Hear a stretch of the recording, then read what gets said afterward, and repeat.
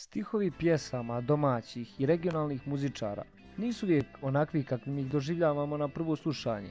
Brojne pjesme napisane su kao da pjevaju o ljubavi i raznim životnim nedaćama, ali iza zavjese kriju se tekstovi koji nose tajanstvene poruke, priče, mračne tajne pa i dirljive životne ispovijesti poznatih imena. U rock'n'rollu nas autori tako često ostavljaju bez daha svojim stihovima, a ponekad nas tjeraju i da se zapitamo šta je u stvari pjesnik htio da kaže. To pitanje je među najzagriženijim fanovima predmet beskrajnih razgovora, diskusija i neslaganja. U takvim razgovorima zauzimaju se dva tabora. Prvi, vjerovatno i brojniji, u pjesmama omiljenih grupa vide skrivene poruke. Drugi pak jednostavno uživaju u pjesmama, bez pretjeranog udubljivanja u njihovo značenje. Teško je reći koji je u pravu i biti neutralan.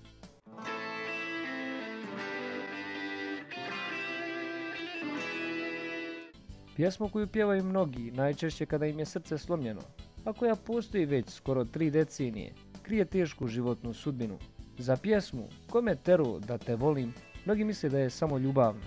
Međutim, to je zapravo pjesma o smrti druga frontmena benda Žike Milenkovića.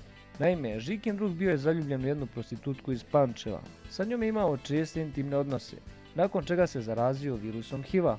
Nakon toga obolio je od side i zatim preminuo. Pjesma "Kome tero da te volim" Žika Milenković napisao je za tog druga kome je život uzela opaka bolest.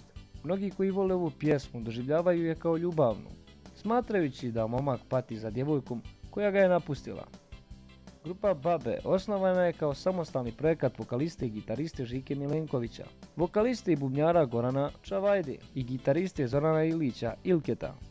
Sva trojica su već sada bili iskusni rock muzičari, koji su odlučili da napravi grupu dok su njihovi bendovi bili na pauzi. Inicijator osnivanja grupe bio je Bojan Vasić, koji je prethodno svirao sa Ilićem u grupi Bezobrazno zeleno. Duhoviti tekstovi Žike Milenkovića i scenski nastup zasnovan na dugogodišnjem iskustvu u amaterskom pozorištu Levo ubrzo je postao zaštitni znak benda. Ima još mnogo pjesama iza koje stoje priče za koje vjerovatno niste znali. Ukoliko želite da gledate još ovakvih klipova na mom kanalu, prijavite se na kanal u znak podrške i lajkujte ovaj video. To bi bilo sve za ovaj klip.